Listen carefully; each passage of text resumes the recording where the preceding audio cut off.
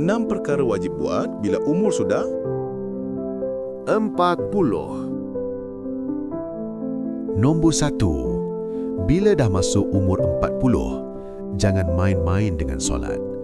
Kalau masih tinggal solat, baik fikir betul-betul. Jika nyawa ditarik esok, apa nak jawab depan Allah? Solat tu soalan pertama dalam kubur.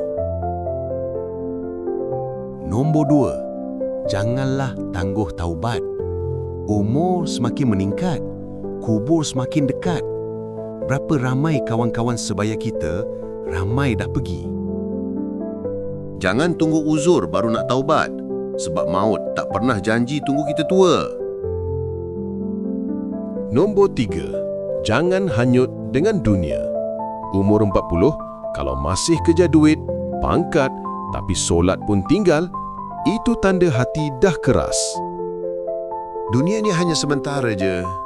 Jangan biar kita jadi muflis di akhirat. Nombor 4, jangan jauh dari Al-Quran. Ramai umur 40 ke atas sibuk dengan dunia sampai tak sempat baca Quran. Ingat, Quran tu penyelamat kita dalam kubur. Kalau tinggalkan, siapa dah tolong nanti?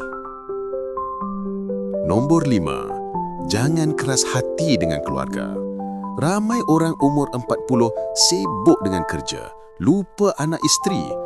Ingat, kalau mati, keluargalah yang doakan. Kalau hati keras, siapa nak sedekahkan Al-Fatihah untuk kita nanti?